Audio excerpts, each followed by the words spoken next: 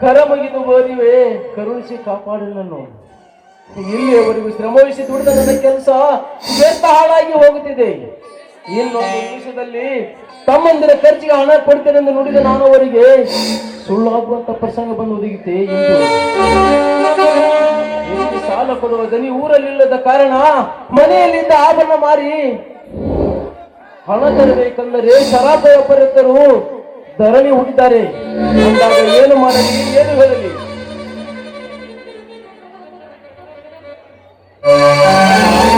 ಯಾಕಣ್ಣ ನಿನ್ನ ಮನಸ್ಸಿಗೆ ತಾಪ ಮಾಡಿಕೊಳ್ತಿದೀಯಾ? ಏನಿದಿಲ್ಲ ನಿಮ್ಮ ವಿಚಾರ? ಏನಿಲ್ಲ ಬಾತಮ್ಮ.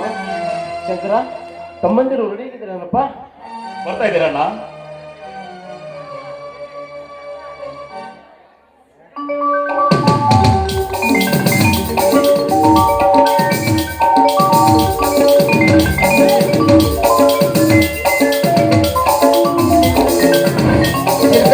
ಶ್ರೀಕಾಂತರ ಪಾತ್ರದವ ಬೇಗ ಬರ್ಬೇಕಂತ.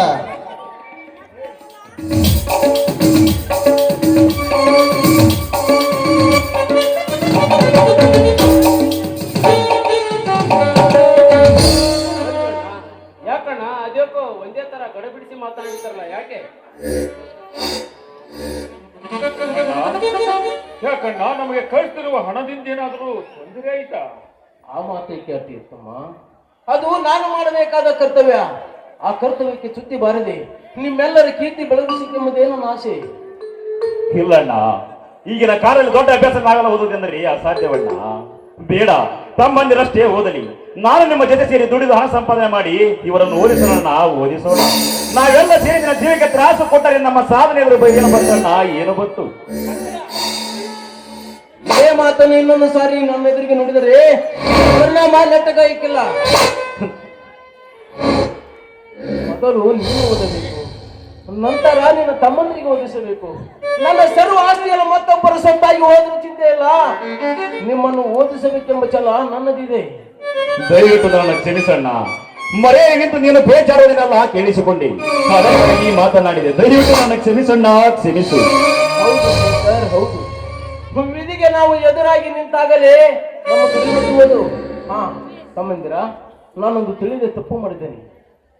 ಅದನ್ನು ನೀವು ಕ್ಷಮಿಸುತ್ತೀರಾ? ಏನಣ್ಣ ನೀವು ಮಾಡಿರುವಂತ ತಪ್ಪು? ನೀವು ಮಾಡಿರುವ ತಪ್ಪಿನಲ್ಲಿ ನಮಗೂ ಅರ್ಧ ಭಾಗವಿರಲಿ. ನಿಮಗಾದ ಶಿಕ್ಷೆ ನಮಗೂ ಆಗಲಿ. ಹೌದಣ್ಣ, ಒಂದೇ ಬಳಿಯ ಕಾಯಿಯಲ್ಲಿ ಸಿಹಿ ಕೈ ಇರಲಾರದು, ಕೂಡ ಇರಲಾರದು. ಅದಕ್ಕಾಗಿ ಕಾಂಡವಾದ ನಿಮಗೆ ಪೆಟ್ಟು ಬಿದ್ದರೆ ಕಾಯಿಯಾದ ನಾವು ಉಳಿಯುವುದು ಹೇಗಣ್ಣ? ಹೇಗೆ? ಅದು ಏನು ತಪ್ಪು ಅಂತ ಹೇಳಣ್ಣ, ಹೇಳು. ನೀವು ಪ್ರಾಮಾಣಿಕರಿಗೆ ಒಪ್ಪಿತೆಂದು ಹೇಳಲಿ. ನೀವು ಹಾಕಿದ ಗೆರೆ ದಾಟಿದರೆ ಈ ಮಾರುತೇಶ್ವರ ಮೇಲೆ ಆಣೆ, ನಿಮ್ಮ ಜೀವಮಾನದಲ್ಲೇ ತಪ್ಪೆನ್ನುವ ಕೆಲಸ ಇಲ್ಲದೆ ಇರುವಾಗ ಅದ್ಯಾವ ವಿಧಿ ಬಂದು ನಿಮ್ಮ ಮೇಲೆ ಬೀಳುತ್ತೆ ಹೇಳ್ರಿ? ಈಗ ತಮ್ಮಂದಿರ, ಒಂದೇ ಮಾತಿನಲ್ಲಿ ಹೇಳುವುದಾದರೆ ನಿಮ್ಮ ಖರ್ಚಿನ ಹಣಕ್ಕಾಗಿ ಊರೆಲ್ಲ ಅಂತಾಗಿದೆ. ಕಾರಣ ಹಣ ದೊರೆಯಲಿಲ್ಲ. ಈ ಬಳ್ಳಲ್ಲಿದ್ದ 3 ತೊಲೆ ಬಂಗಾರ ತುಂಗರ ಮಾರಿ ನಿಮ್ಮ ಓದು ಮುಂದುವರಿಸಿರಪ್ಪ. ನಿಮ್ಮ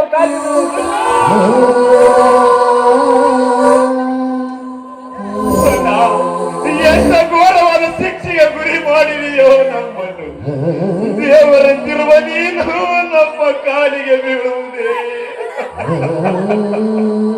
ಏನೇ ವಿಧಿಯೇ ಈ ರೀತಿ ಪರೀಕ್ಷೆ ಮಾಡುತ್ತಿರುವೆಯೋ ನಮ್ಮನ್ನು?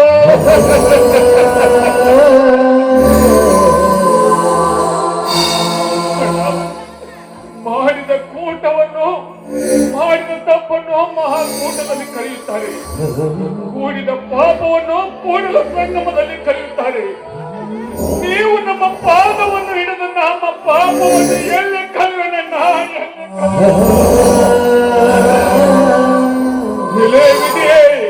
ಈ ನಮ್ಮನಿಗೆ ತ್ರಾಸು ಪಡದೆ ನಮ್ಮನ್ನು ಬಲಿಯಾಗಿಸಿಕೊಳ್ಳಬಾರದಿತ್ತ. ಅಣ್ಣನೇ ಹಡೆದು ತಂದೆ ಎಂದು ಶ್ರುತಿಗಳೇ ಜಗಕ್ಕೆ ಸಾರುತ್ತಿರುವಾಗ ತಂದೆಯಿಂದ ಕಾಲಿಡಿಸಿಕೊಂಡು ನಾವು ಪಾಪಿಗಳ ನಮಗೆಲ್ಲ ಹೋಗುವುದೇ ಬೇಡ. ನೀವು ನಿಮಗ ಸುಖನಿದ್ದರೆ ಸಾಕು, ಅದೇ ನಮ್ಗೆಲ್ಲರಿಗೂ ಸಂತೋಷ ಇಲ್ಲ.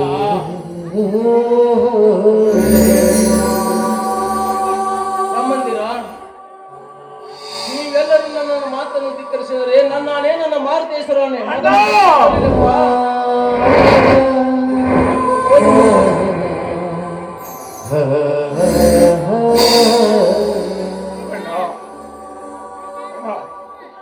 ಅಣ್ಣನ ಮಾತು ಮೀರುವುದು ಬೇಡಣ್ಣ, ಬೇಡ. ಅವನ ಮನ ನೋಯಿಸುವುದಕ್ಕಿಂತ ನಾವು ಇಸ್ಕೊಂಡು ಬಿಡೋಣ, ಇಸ್ಕೊಂಡು ಬಿಡೋಣ. ಅಣ್ಣ, ನಾವಿನ್ನು ಬರ್ತೀವಿ, ನಮ್ಗೆ ಆಶೀರ್ವಾದ ಮಾಡಿ.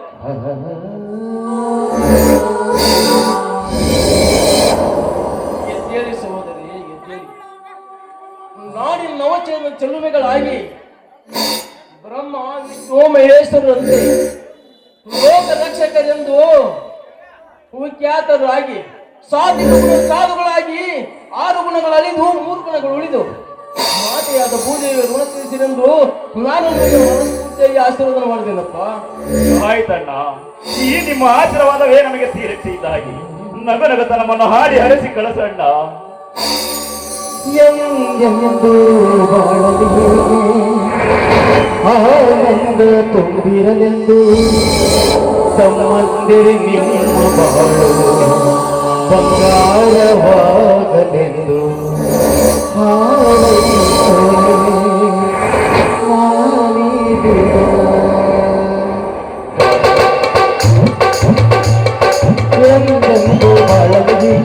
ಎಂದೆಂದು ಬಾಳಲಿಗೆ ಆನಂದ ತುಂಬಿರಲೆಂದು ಸಂಬಂಧಿರಿ ನಿಮ್ಮ ಬಾಳು ಬಂಗಾರವಾಗಲೆಂದು ಹಾರೈಸುವೆ